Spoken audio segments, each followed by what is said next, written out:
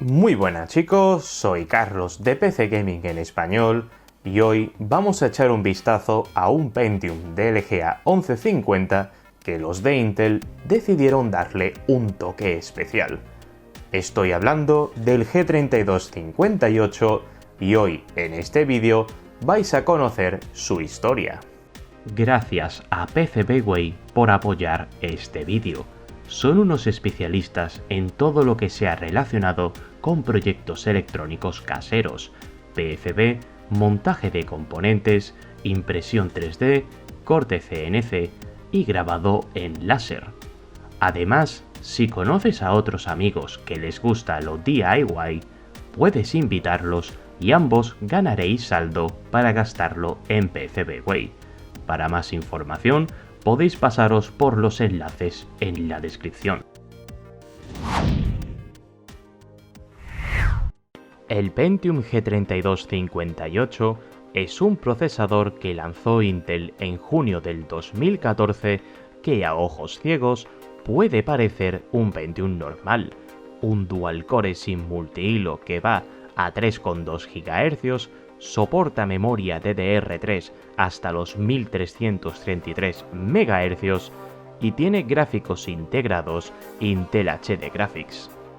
De hecho, si os soy más preciso, es un calco al G3250 en especificaciones, así que os preguntaréis, ¿por qué Intel decidió sacar este procesador?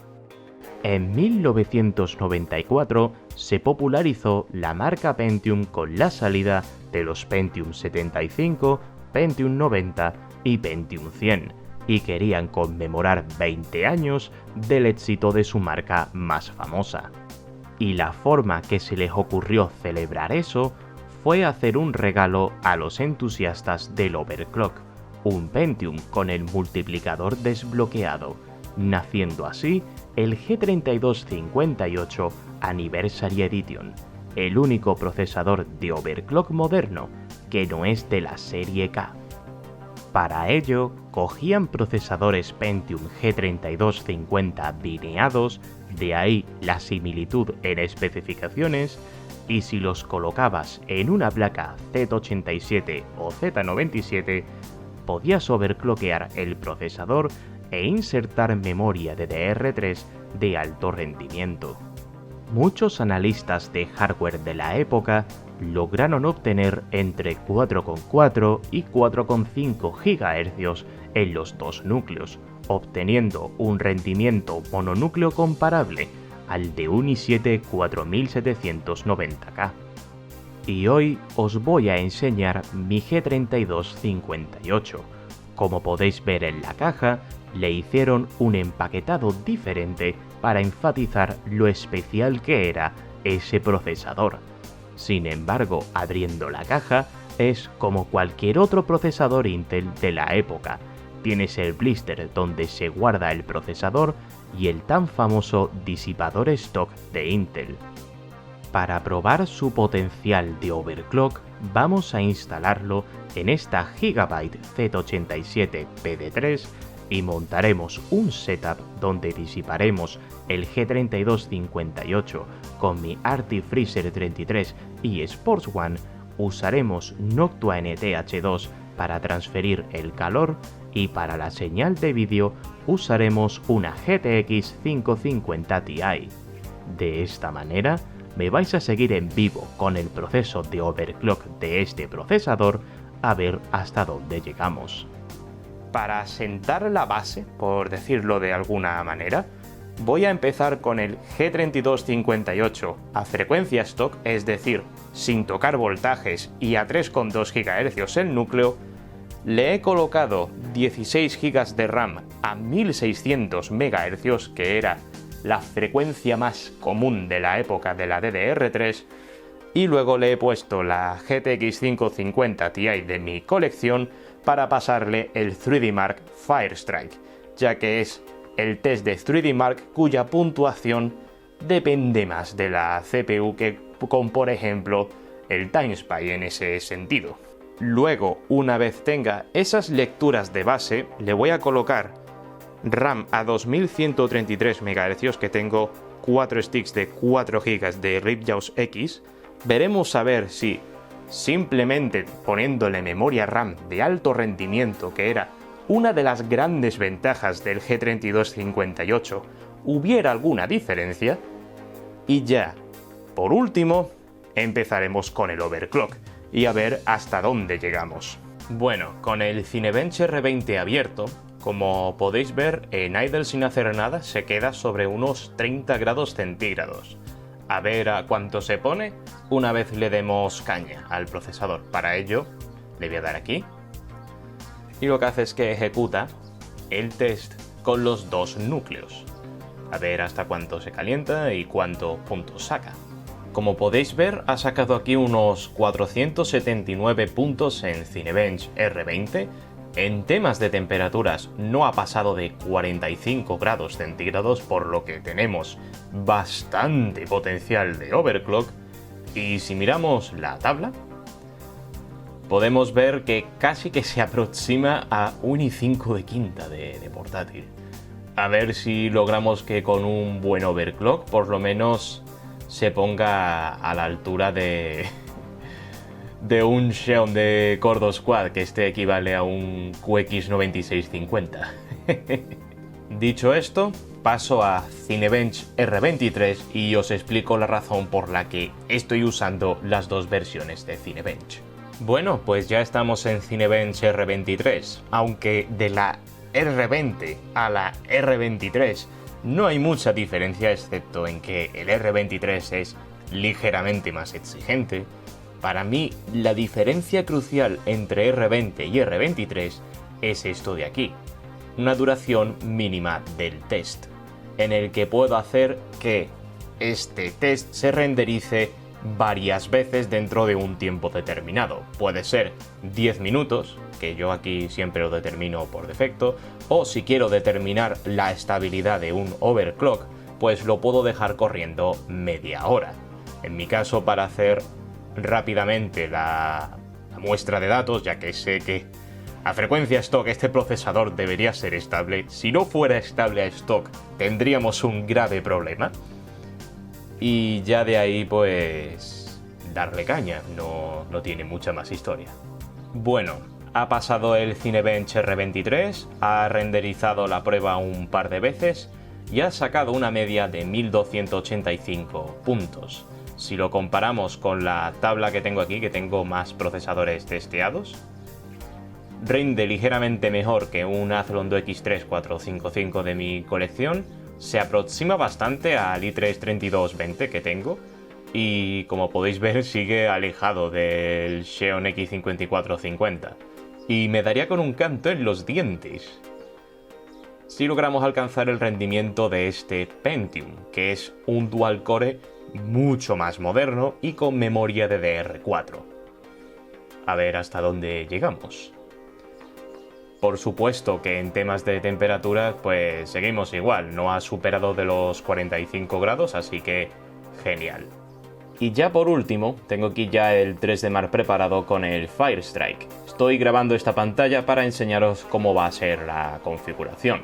Como podéis ver, es la versión base del Firestrike, que es la que puede correr de forma medianamente fluida la 550 Ti, aunque en este caso los resultados gráficos no van a ser muy relevantes, sino que lo que me interesa es esta parte de aquí, el test de físicas y el test combinado, que pone a trabajar la CPU y la GPU a la vez.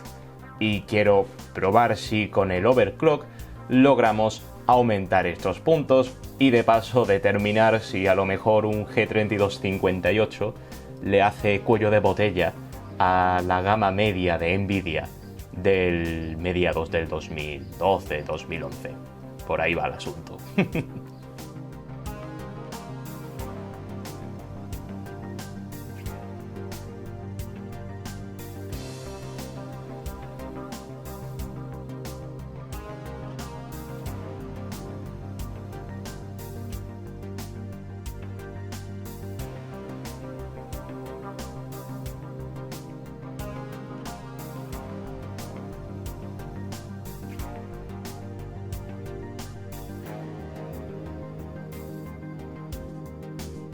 Vale, pues tenemos la puntuación gráfica, no nos interesa demasiado, pero sí que nos interesa estos dos de aquí.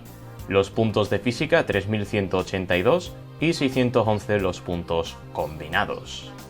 Ya con eso tenemos ya nuestra base de las 3 pruebas y ahora empezamos con el cacharreo.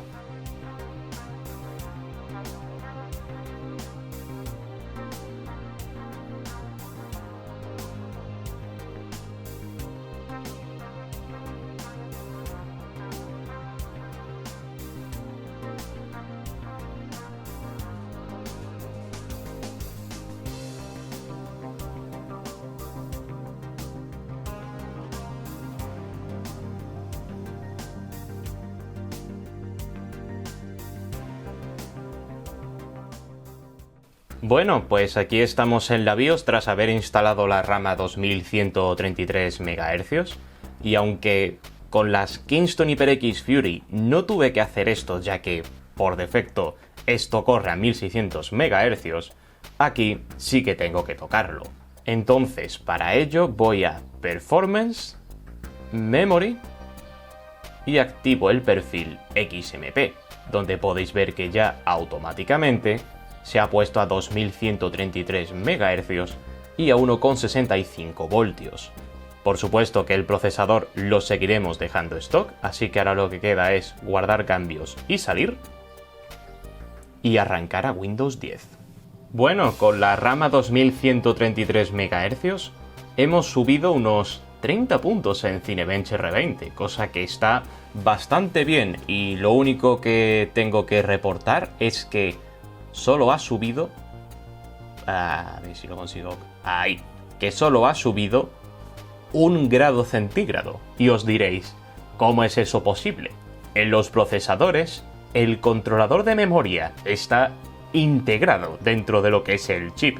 Entonces, a una RAM de mayor velocidad, ese controlador tiene que trabajar más.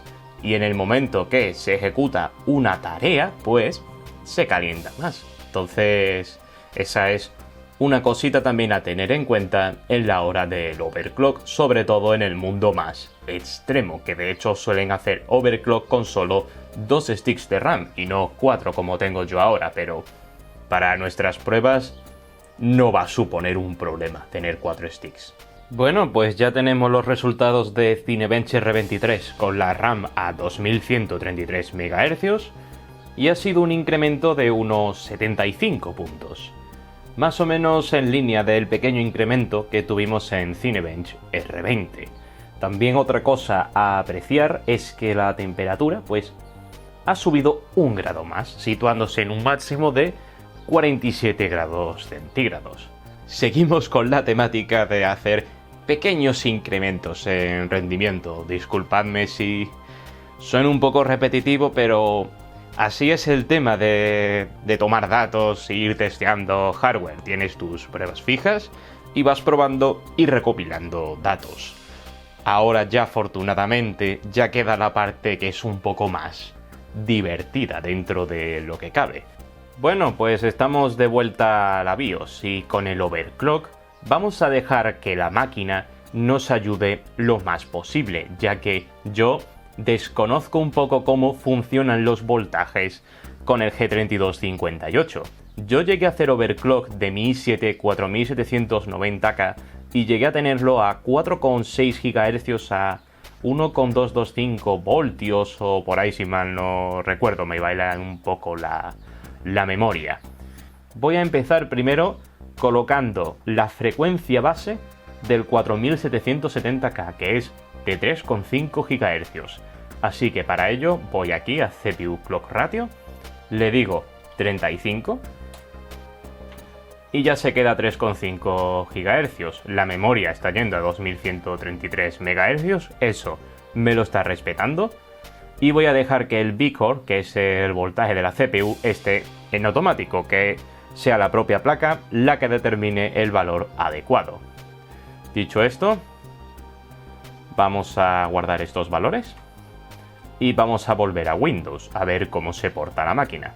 Pues con el overclock a 3,5 GHz ha conseguido arrancar a Windows, que esa es la primera gran señal, y ahora ejecutando el Cinebench R20, que es el test más rápido para comprobar que pueda trabajar al 100% los núcleos de forma estable, podéis ver que en Core Clocks, en la zona esta de por aquí, está a 3,5 GHz, está funcionando ahora a un voltaje mayor con respecto a anteriormente. La máquina ha determinado que el voltaje adecuado es 1,2 voltios, por el momento se lo vamos a respetar, y como consecuencia del overclock, por supuesto, pues está empezando a ir más caliente. Ahora ya es la primera vez que está alcanzando 50 grados el procesador.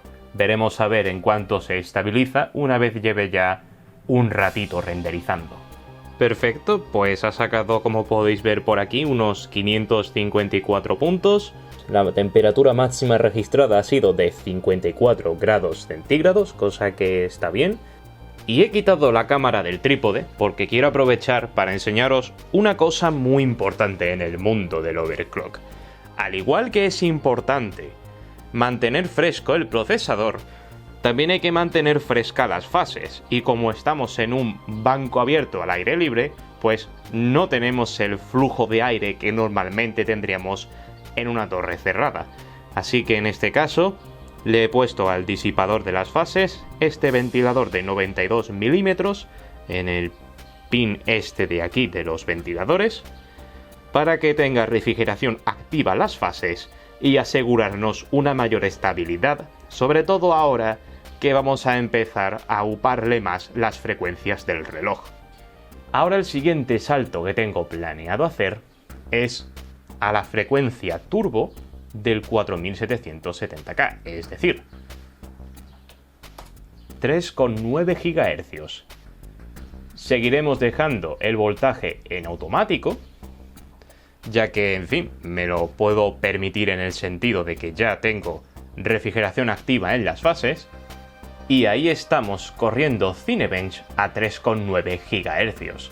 Como podéis ver, aquí se está registrando que está yendo a 3,9, y lo interesante para mí es que ha mantenido el mismo voltaje que cuando estábamos corriendo a 3,5, es decir, 1,2 voltios. No sé cómo funcionará el tema del voltaje automático en esta Z87, pero más o menos las temperaturas son bastante similares a las de antes. Ahora un poco más altas, obviamente, porque estamos yendo a 400 MHz más, pero vamos a ver cómo termina el asunto una vez finalice la prueba.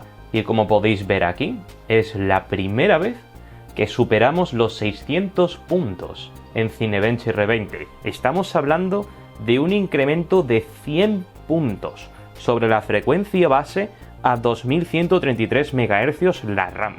Pero ya nos estamos empezando a aproximar a los 60 grados centígrados, que sigue siendo una temperatura perfecta para un procesador de este calibre. O sea, la temperatura de peligro o el T-Jaction de este Pentium creo que era de unos 105 grados, si mal no recuerdo. Ahora voy a volver a la BIOS y ya vamos a empezar a meternos en el territorio de los 4 GHz.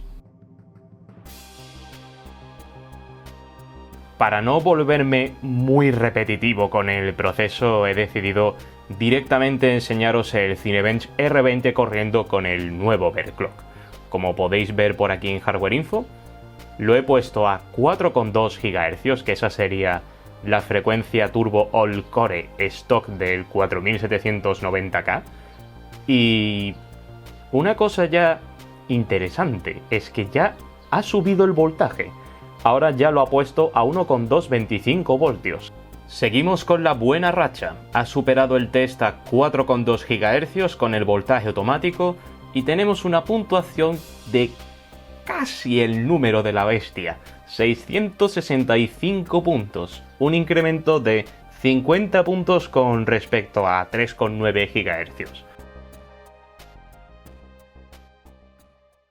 ¡Madre mía! No sé si se le ha ido la pinza a la placa, se le ha ido la pinza a mí o se nos ha ido a los dos por partes iguales. Pero yo he seguido probando suerte con mis incrementos en 300 MHz, o sea que he puesto ahora los dos núcleos a 4,5 GHz, y la placa ha decidido pasar de 1,225 a 1,375. O sea, estamos hablando de un incremento en 150 milivoltios.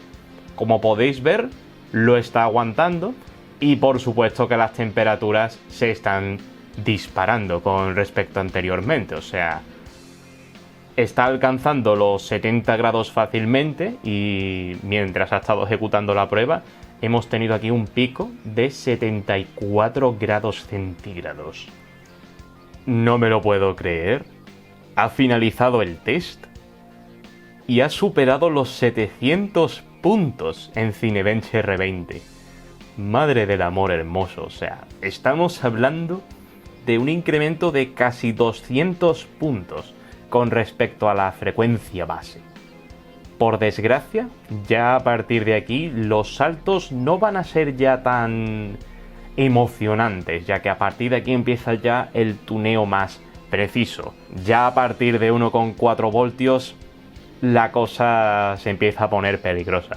Y yo no quiero fundir la placa, quiero que por lo menos me dure otra sesión de overclock más. Bueno, pues he decidido volver a mostraros la BIOS para enseñaros de que lo voy a poner a 4,7 esta vez. Y en vez de dejar el voltaje en automático, voy a escribir aquí el voltaje 1,375. Vamos a dejarlo en este voltaje que se aproxima a área peligrosa, pero ya tendremos, vamos a decir, voltaje de sobra para ya estas frecuencias más extremas. Y vamos a ver si arranca. Y aquí, Safe and Exit. Safe and Exit Setup. Yo alucino. Pues ha arrancado Windows. Pues he hablado muy rápidamente. Se nos ha bloqueado el procesador a 4,7. Esto ya significa que mi suerte aquí se ha acabado. Y ahora tenemos pantallazo azul. Voy a probar a ponerle la frecuencia con la que tuve yo el overclock de mi i7. Y a ver si a este voltaje lo traga. Vale. Ha posteado, eso está genial.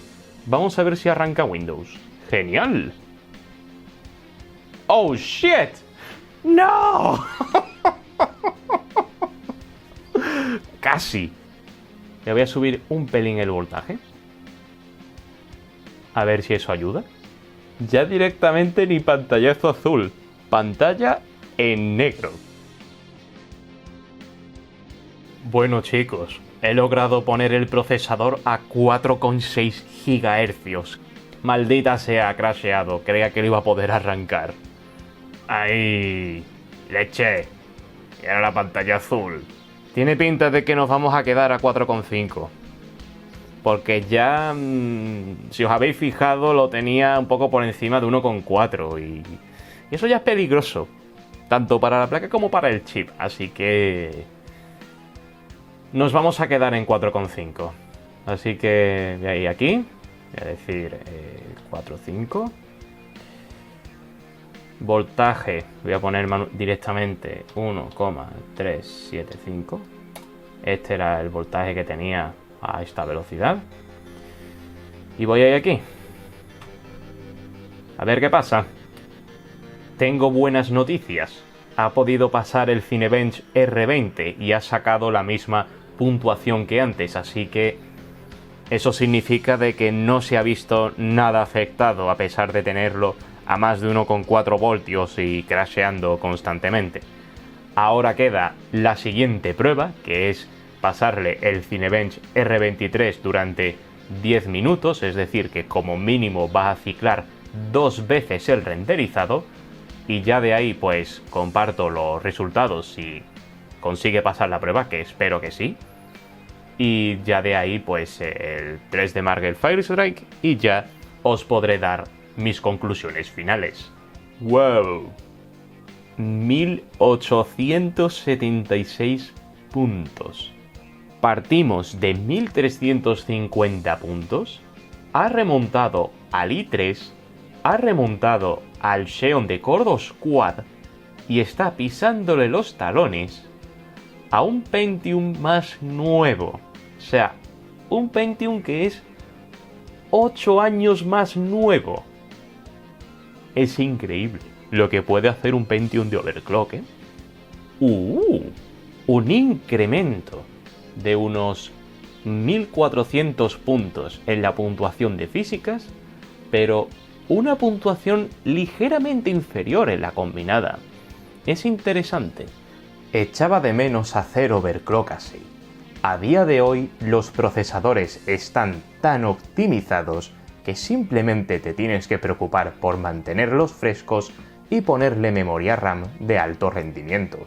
Si queréis tener un resumen del rendimiento que le hemos sacado al G3258, lo he overclockeado de 3,2 a 4,5 GHz, suponiendo un incremento en 232 puntos en Cinebench R20, unos 591 en Cinebench R23 y en 3D Mark hemos visto un incremento de 1500 puntos en la parte de físicas, a pesar de no tener un gran peso en la parte combinada. Como podéis ver, el G3258 no fue más que un juguete para los overclockers.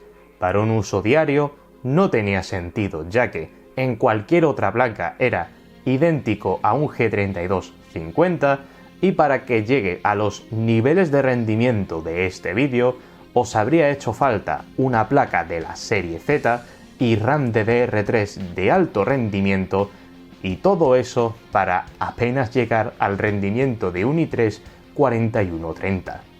Afortunadamente no era un juguete caro, salió por unos $75, 25 más que el G3250 en el que se basa, pero debemos recordar que el propósito de Intel con este procesador era revivir los tiempos de antaño donde podías hacer overclocks tan locos como este y literalmente pasar a una gama superior.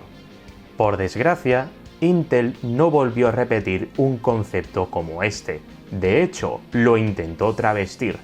En 2017 lanzó el i3 7350K, que era el primer i3 de overclock, pero por $160 era un juguete muy caro. No solamente fue el i3 más caro que habían lanzado en el momento, sino que por solo $60 más tenías el i5 7600K, el cual era mucho mejor de base. Y por si no fuera suficiente, por solo $10 más tenías el i5 7400, el cual superaba a este i3 sin tener que comprarte una placa de la serie Z.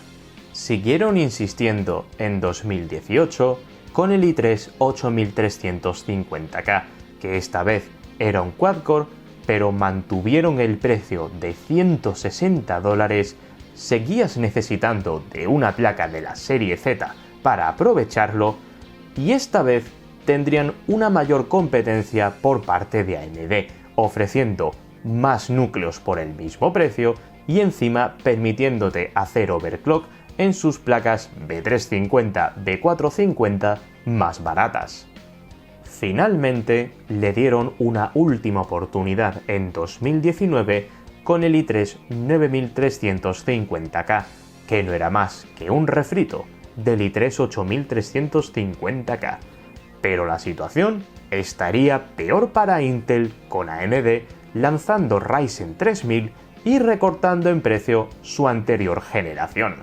Desde entonces, no han vuelto a lanzar procesadores de gama baja para overclock. Y hasta aquí el vídeo. Espero que os haya gustado, dejadme vuestra opinión en los comentarios. También os invito a que os paséis por el resto de redes de PC Gaming en español, os suscribáis y le deis a la campanita para no perderos futuro contenido, y nos vemos a la próxima.